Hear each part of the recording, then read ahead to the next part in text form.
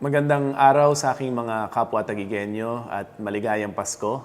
Ito ang ating weekly COVID report para sa linggo ng December 17 to December 23. Sa pangkabuuan, ang numero ng mga kaso natin sa lungsod ng Taguig ay umaabot na ng 10,485. Pero sa 10,485, 97.36% na ho ang nag-recover. So 10,208 yung ating mga recoveries. Yung mga aktibong kaso ho natin ay muling tumaas at ngayon 122 yung ating mga active cases. 122. Ang number ng ating mga namatay ay nasa 155 na po. 155 or 1.48%. Mababa pa rin yung 1.48% na case fatality rate, ngunit mapapansin natin itong huling mga linggo, tumaas ang ating mga kaso at dumami na rin o nadagdagan ang mga namatay dahil sa COVID-19. Kaya ang babala ho natin ay patuloy tayo maging maingat. Patuloy tayo maging diligent, maging mapagbantay, maging palasunurin sa mga alituntunin, mga health standards, health protocols at mga ni-roll out ng gobyerno, both the national and the local government. Dahil itong palapit ho na Pasko, itong holiday season, talaga hong nakikita natin na posible ang spikes at nakikita na natin ang mga pag-spike sa Metro Manila at posible yung surge, yung pagtaas ng kaso.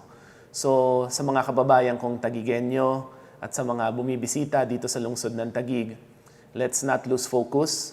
Patuloy ho nating tandaan na nandiyan pa rin ang sakit ng COVID-19 na tumataas o dumadami ang mga kaso. Although Taguig remains one of the lowest active cases in Metro Manila, ang Metro Manila ho ay interconnected. There is freedom of movement in Metro Manila.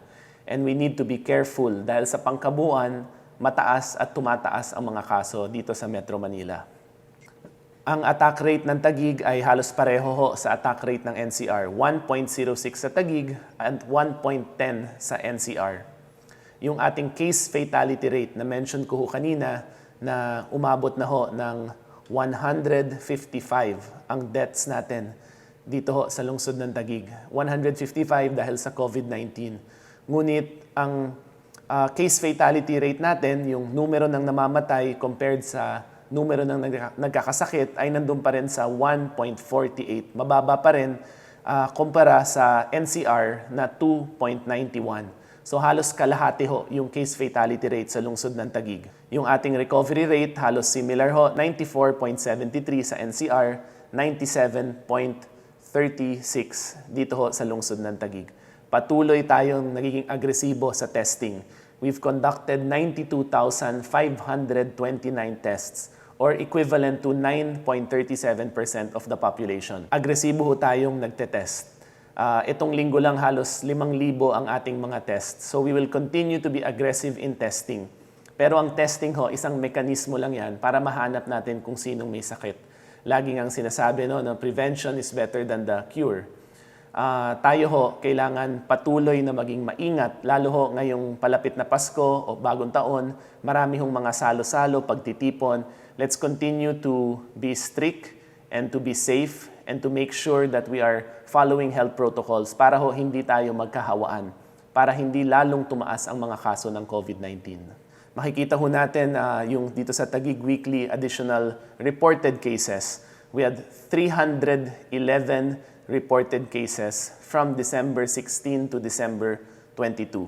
So kung mapapansin niyo ho, titingnan natin kung i-zoom in ho natin yung December 1. Makikita ho natin tumataas ho every week yung ating mga kaso. Kung makikita naman ho natin dito sa consolidated Taguig Weekly additional reported cases and tests conducted, makikita nyo ho na patuloy na nagiging agresibo ang testing natin, patuloy na tumataas ang testing natin dahil gusto nating hanapin kung sinong may sakit o sino yung nahawa ng COVID-19.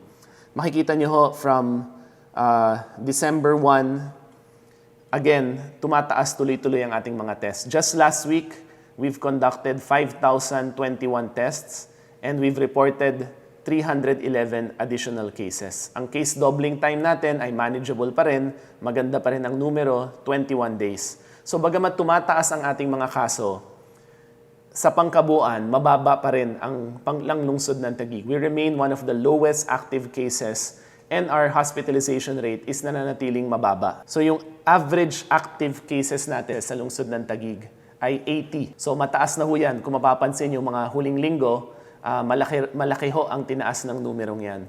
So on average, we have 80 cases a day. And today, we reported that we have 122 active cases. Yung 122 active cases is around 12 cases per 100,000. So yung 12 cases per 100,000, again, ay mababa pa rin kumpara sa average ng NCR, which is around 26 cases per 100,000. Ngunit makikita natin may upward trend. Tumataas ho yung ating mga kaso throughout Metro Manila, including the city of Taguig. Ito ho ang mga reports per barangay. Makikita ho natin may mga barangay pa rin tayo na mababa o zero. Dapat manatiling mababa ho yan. Yung mga areas natin na maraming areas of commerce, no? Tulad ng Fort Bonifacio, Pinagsama, makikita ho natin medyo bahagyang tumataas ang mga kaso. Ngunit sa pangkabuuan, mababa pa rin siya. No? 18 cases in Fort Bonifacio, 15 in Pinagsama, 12 in New Lower, and 9 in Lower Bicutan. Kung kukumpara ho natin sa mga kapitbahay ho natin, ang BGC ho is surrounded by 4 or 5 cities. Matataas rin ho yung mga kaso na nakapaligid ho dyan sa mga border cities. But in Taguig, it's continued to remain low, 12 out of 12 cases per 100,000 population. Pero hindi ho natin may iwasan na sa Metro Manila may freedom of movement.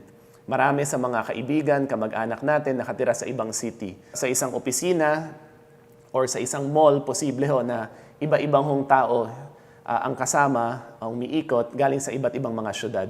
Kaya importante ho na suot natin ang ating face mask. Pag pwede ho, suotin rin natin yung ating mga face shield. Ang face shield ho, naglabas ang IETF na kailangan ho as much as possible, let's wear our face shields. Pero the city also issued guidance patungkol dun sa face shield dahil may mga pagkakataon talaga na mahirap ho o delikado suotin yung face shield. Yan yung pag kayo ay nagmamaneho, kayo ay nagbibisikleta, kayo ay engaged in active transportation, o kaya kayo ay nag-exercise. So please see the Safe City memo patungkol sa ating mga face shield. Pero sa pangkabuuan, it is safer if you can wear your face mask and your face shield. Sa pangkabuuan, no, ang kaso natin, 122 active cases compared to 3,564 active cases in Metro Manila.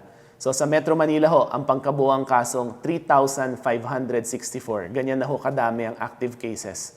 Only 122 belong to the city of Taguig. We remain among the lowest. So ito ho, hindi na namin nilagay yung mga ibang syudad, no? But these are all the Metro Manila cities. Pwede nyo namang i-search yan sa individual local government portals or DOH portals. Pero ang Taguig always remains, if not the lowest, among the top 3, 4, 5 lowest.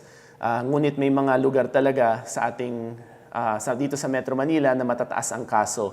And because anywhere in Metro Manila, people coming from different cities congregate, kailangan ho manatili tayong maingat. Ito ho ang comparison ng City of Taguig compared sa ibang mga probinsya at iba pang mga syudad.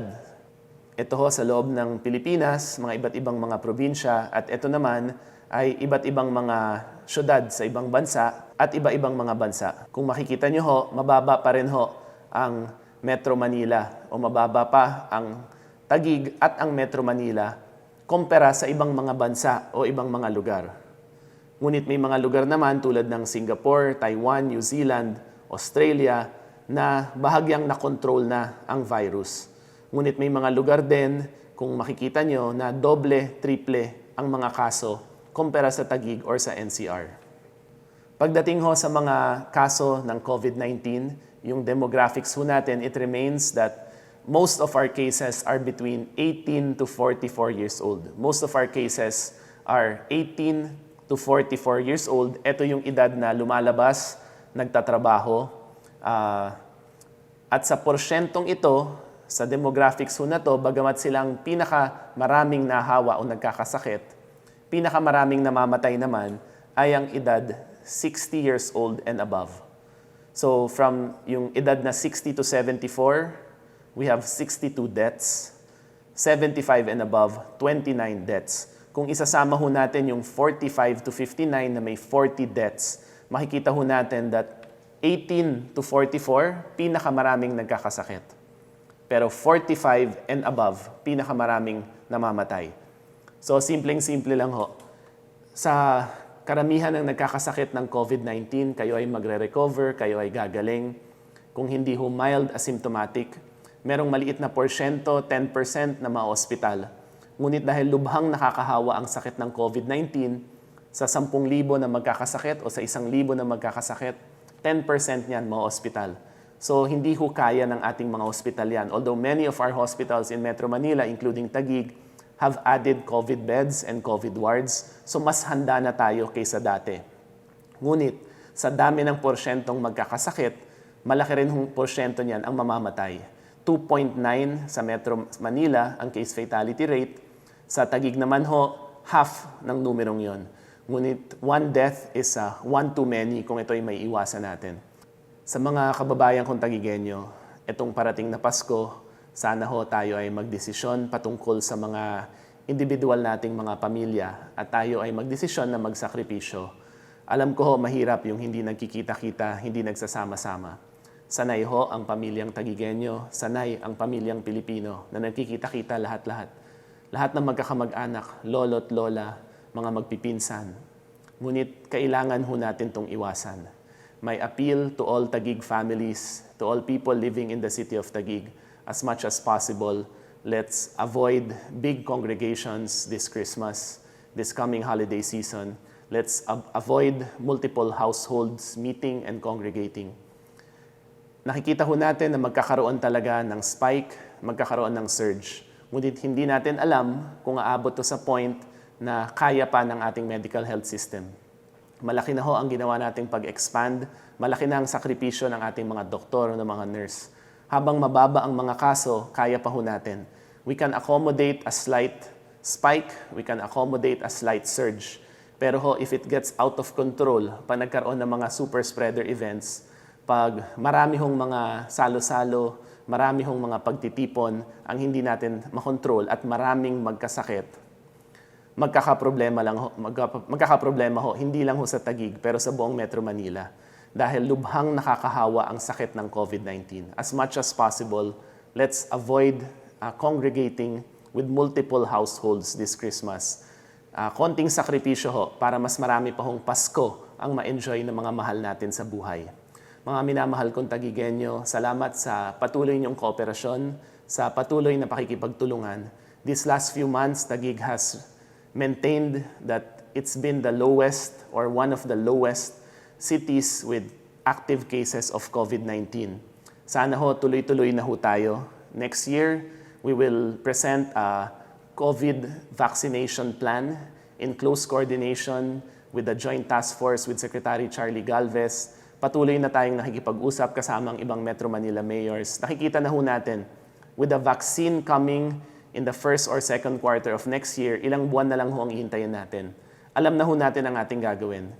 Maintain a safe distance, wear our face masks, wear our face shields when we can.